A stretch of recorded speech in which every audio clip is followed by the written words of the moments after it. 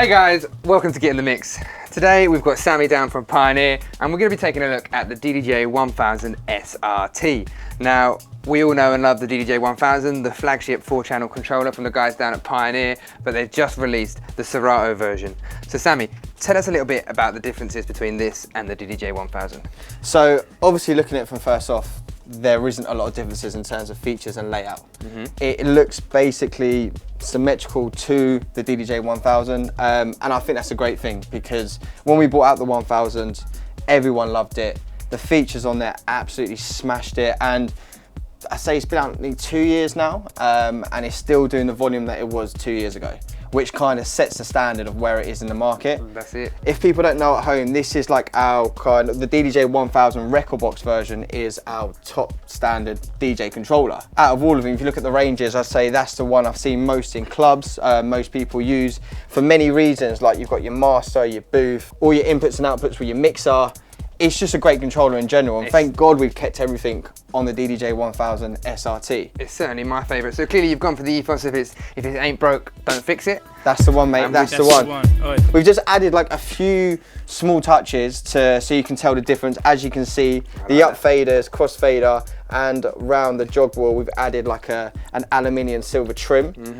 I actually quite like the touch of that as well. I like the feel of these as well, and I like that it does look nice. It does, you know, that silver just giving it that little bit of difference. It's just a little touch to add the differences. And then when we go into it more, we're going to find out like the small differences, and the only big difference I've noticed is the pad modes, and the reason being for that is so we can have the pad modes fit with Serato. For example, our Rekordbox controller, our pad modes work with our Rekordbox functionalities. We've just done the exact same with the Serato controller. So they're just reflecting what's inside Serato. That's correct. So another thing I noticed that is a little bit different to me, I'm used to the 1000, that is if I'm going to use a controller, which is not often, I'm normally in a Nexus setup situation, but if I'm going to use a controller, it's going to be that 1000, because it's kind of as close as I can get to that Nexus feel.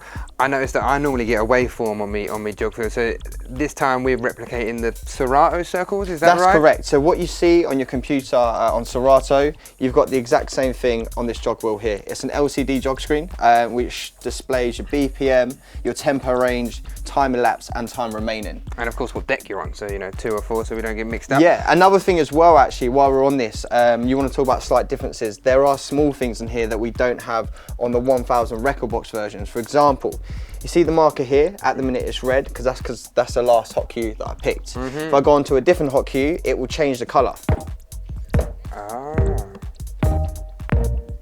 So every time it changes the hot cue colour, so you know where you are. And I think for the DJs that like to use the hot cues and the scratch DJs, it's a great marker to have, because you just know the last place you've hit from. The next thing on from that, as you can see, it's slightly started to kind of colour in there, but as we go through the track, if I just quickly move this forward, as you can see, it's started to fill up. So it's like a timer mark, so you see how far through the track you can see how far through the track you are, and as a nice warning, I presume, before the end. Yeah, so you kind of know, like when it's there, it's halfway, 3/4 away. So it's just a nice visual. It just indicates where you are in the track without having to constantly look. It's always useful. I mean, for a lot of us, we like to stay away from the laptop where I can, especially coming from a CDJ setup. And this having that indication and those BPMs, things like that, it's a real kind of godsend, because it means I don't have to be staring at a laptop screen the whole time. I can really focus on the hardware, which for me, that's the bit about DJing I love. I don't want to be stuck inside a computer. 100%. I want to be on the equipment, I want to be smashing it out and having a good time and feeling really hands-on. So in regards to the on-jog displays, I know they're slightly different from our Rekordbox version, but they're still great, still a few other extra touches that we don't have on our Rekordbox version, and I think for a Serato user, this is going to be perfect. Moving down from that, when we're talking about the differences here, I mentioned before about the pad modes. Just so you know, on this controller, we've got hot cue, cue loop, roll, save loop, slicer, slicer loop, sample, and pitch and play. Pitch and play. So pitch play, as it's called on here. But is that a link to the pitch and time in Serato? Because I think I've read that it comes with the pitch and time expansion for Serato. That's correct. So you're going to get the expansion pack with it, and it'll allow you to go up and down in key. Nice. Another small difference is we actually have a key up and key down from our secondary option, which is a shift hold. That isn't on our 1000. So it's just a nice little touch to quickly pop up one key or go down a key. I noticed that we've labelled it beat jump rather than search, as it is on the 1000 as well, so there's another small difference there. Small difference. Function is the same, I presume, yeah, although function's exactly the same. The divisions, that's new, isn't it? Because I couldn't do that before. So holding shift, it allowed you to widen or shorten your parameters of where you want to jump back and forth. Also, if you pop into roll here, the bottom bit here acts as a roll as well. These are your parameters that you go through, and this is you jumping through the track. So you can see as we move, click this one, you can see it on the screen, moving and changing the beat division. That's correct. Which we're jumping at. Yeah, you see nice. what, so if I want to jump 16 bars, or I want to jump 32, or even if I want to go right down. Just change it to 16, and then you'll just jump 16 forward. Oh, that's nice. Very simple, very easy, but it's just nice that it's doubled up on the roll pad, and then you've got it there as well as a quicker option. That's a really useful feature for any controller that doesn't have a needle search, because of course, you know, normally that would be your go-to thing to get through a track, but with that you can just quickly go through it. And if you analyse your tracks properly and you've got it gridded correctly, you know it's going to be hitting to the grid as well, so you know you're going to be on bar at every point as well. So we've looked in depth at the deck and its similarities and what it's got and what it's not. Let's look at the mixer. You know, tell me more about things like the effects and, you know, how this stands up to other mixers. Well, firstly, the mixer on this and the 1000 is just unreal, in my opinion. Obviously, bias being a pioneer, but let's be honest here. Like this, for me, you got like a kind of 750 Mark II mixer here.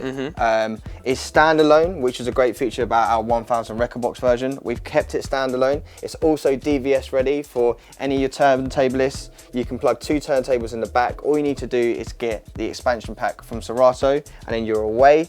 We've also kept it hardware, beat effects, and sound color effects. So that's all in part of the standalone mixer. So yes. In all honesty, for the price of this unit, you've essentially got a DJ mixer in itself. That's correct. That's like having a £1,600 mixer included within your deck side. That is the same as like our club standard. Like, yeah, when you start to get into it and break it down, like it's an absolute win-win. I mean, that's a steal, because at the end of the day, you are looking, if say a DJM-900, you are looking at like 1,900 quid. Exactly. Even for the lower ones, like the 750s, you're still looking at anywhere between £1,000 and 1,300. And you've got this here with some decks on 4-channel as well. Like, I would potentially just buy this if I had just decks to use, because it's that good of a mixer. What are you missing on this? I mean, well, if anything, very little. You're gaining. So this has got 14 beat effects. Our DJM-900 Nexus 2 mixer, which is our club standard mixer, also has 14 beat effects. But what we've got on here is a mix between our DJM series and our DDJ-1000 Rekordbox version.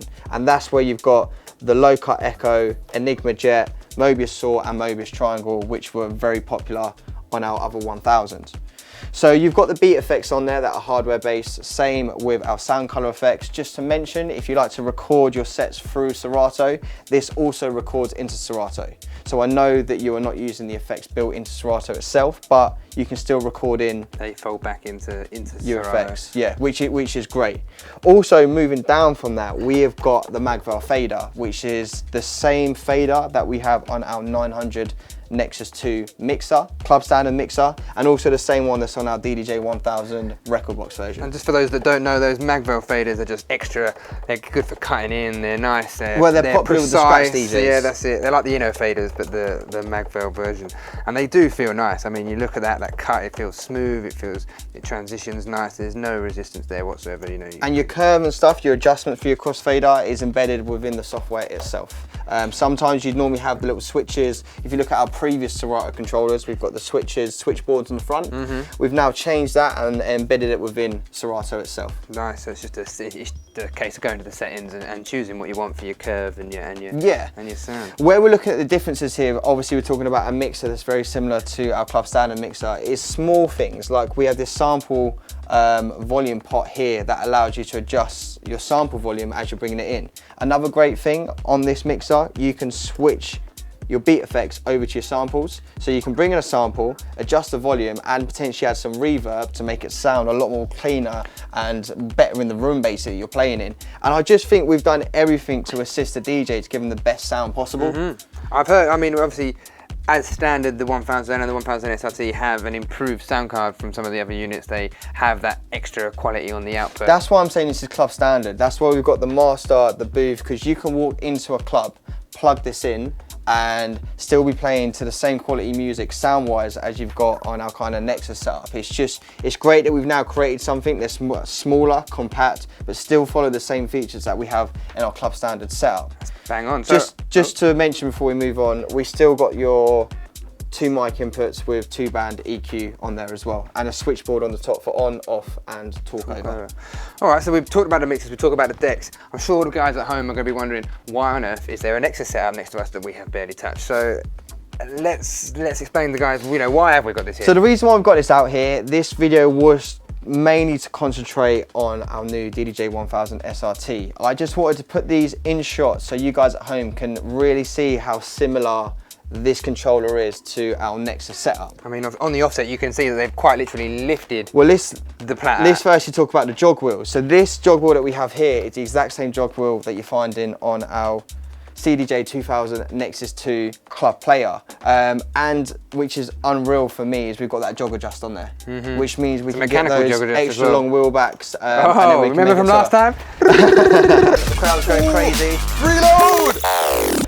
We like those extra long wheelbacks over here. Yeah, so we've got our jog adjust with our ball bearing size jog wheel here, which I think is just a great feature to have. Like we say, it was on the 1000, very popular. Would have been silly for us to take it away from this one. You would have had people be up in arms. And we've kept it. The next thing I want to mention on the kind of deck side, as you can see here, we have our loop in, loop out section.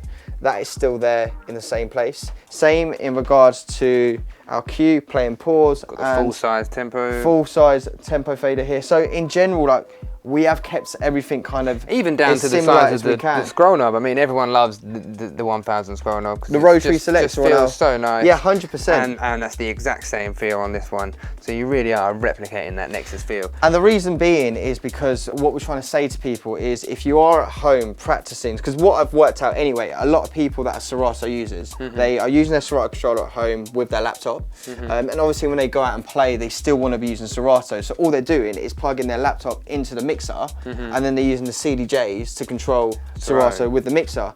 And now it's great that we've allowed them to have a controller they can practice on with Serato at home, which mirrors what they're going to be using in the club. It's really as close so as you can get to that transition from the home to the club is going to be seamless. And you know, if you can smash it out on this and you've got a specific set you're doing, you know you're going to be able to do it on that. Exactly, exactly. And I think the main thing is, I know this might sound like kind of really small touches, but this is a big thing for me. Like if I'm here DJing and I'm used to using my level depth here and then switching my beat effects here, if I then have to walk into a club and then say they were like up here, it's not going to be as seamless. No, I mean, I've even done it myself. I come into a club once and they had a zone mixer. I'd never used a zone mixer before, this was years ago. And I'm very, very used to the CDJ setup. I'm very used to using those effects. And then the second I got into the zone mixer, it was 4 in the morning, one too many drinks, I never clue what's going on. Couldn't find the filter. Where is the filter? Yeah, What it's the what worst is going thing. on?